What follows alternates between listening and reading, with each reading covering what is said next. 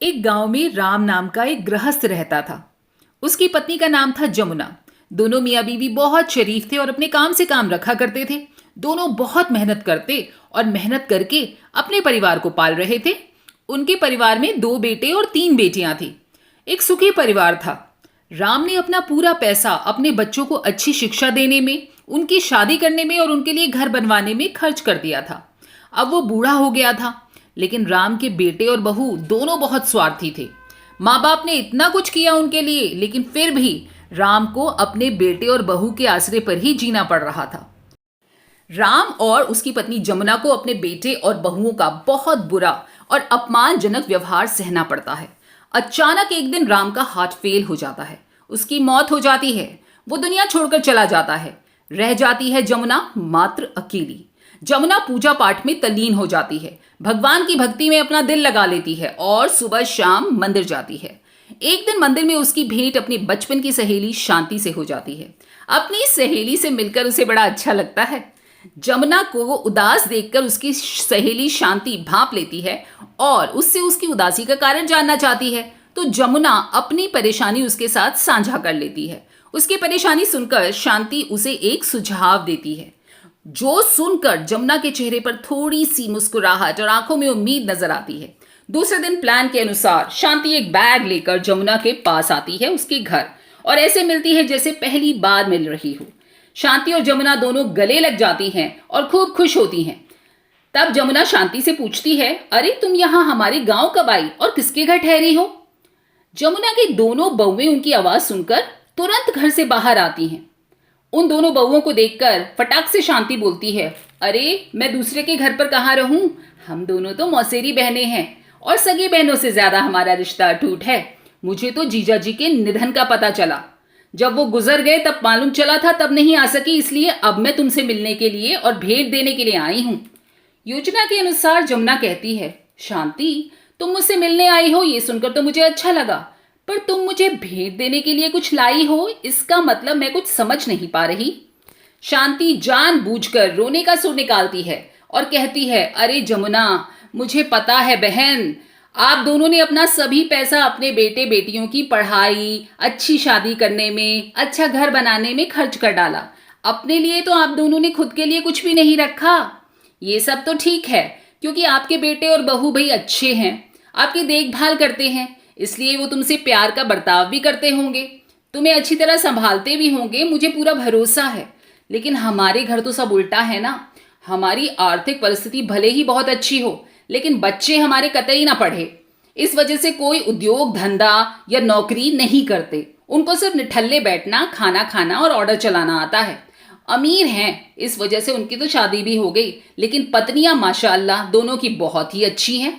हम दोनों का बार बार अपमान करती रहती हैं और मेरे बच्चे अपने खुद के जाए ये देखते रहते हैं और कुछ भी नहीं बोलते। फिर शांति आंखें पोंछने का नाटक करती है और आगे कहती है, अभी ऐसी परिस्थिति में हम दोनों की उनके बारे में सोचने की तो इच्छा ही नहीं होती और ना ही जीने की इच्छा रह गई है। और अब हमारी जिंदगी के दिन ही कितने बचे हैं, इसलिए हमने तय किया है कि अपनी संपत्ति हम किसी नजदीकी रिश्तेदार को दे दें, और तुम्हारे अलावा हमारा कोई और नजदीकी है नहीं। इसलिए सब पैसा बेटों को देने के बजाय मैं तुम्हें आधा पैसा देना चाहती हूँ। ऐसा विचार करके मैं अपने पति की रजामंदी से 30 तोले वजन के सोने के गहने 40,000 रुपए इस बैग में लाई हूं। इस बैग में 40,000 के नोट हैं और साथ में बैंक के लॉकर की चाबी भी है। ये देखो, ना कहकर, इसे हमारा प्यार समझकर ये बैग और उसकी चाबी ले लो। ना मत कहना, मेरा अपमान ना करना ना कहकर। मैं सिर्फ चाय पीकर तुरंत चली जाऊंगी। शांति का ये बोलना सुनकर कि सास की बहन कोई सामान्य औरत नहीं है, बल्कि बहुत ही अमीर घर की औरत है और धन की तिजोरी साथ लाई है, ऐसा विचार करके जमुना की बड़ी बहू प्यार का नाटक करना शुरू कर देती है और कहती है, क्या मासी जी, आप इतनी जल्दी क्यों जा रही हो? अभी तो आई हो, रहो ना हमारे साथ कुछ दिन। आपके बेटे और बहू भी नई पीढ़ी के हैं, इस वजह से आप उनकी तरफ ध्यान मत दीजिए।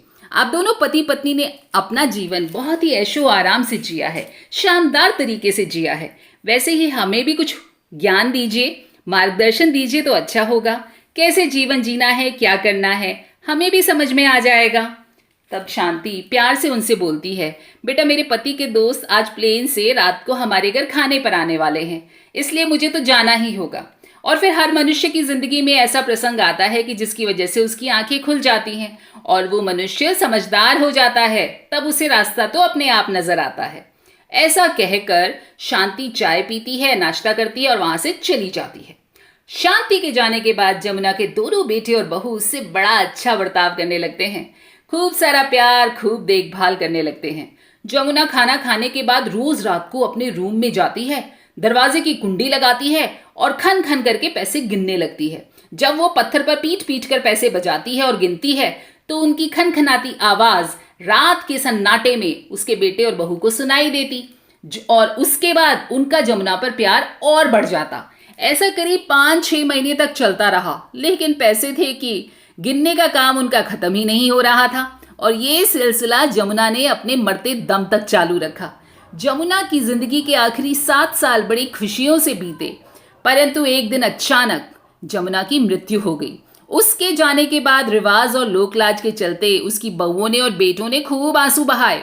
फिर उन्होंने शमशान से आने के बाद तुरंत अपनी माँ के रूम का दरवाजा खोला और जाकर उस बैग का ताला खोला। फक, ये क्या? उनको धक्का लगा क्योंकि उसमें सिर्फ पुराने समाचार पत्र, 4-5 वजनदार पत्थर और कुछ सिक्के जो कि पत्थर पर पिटने पर पूरी तरीके से खराब हो चुके थे, सिर्फ वही मिले। तो दोस्तों, कैसी लगी आपको माँ की दौलत? उम्मीद है पसंद आई होगी।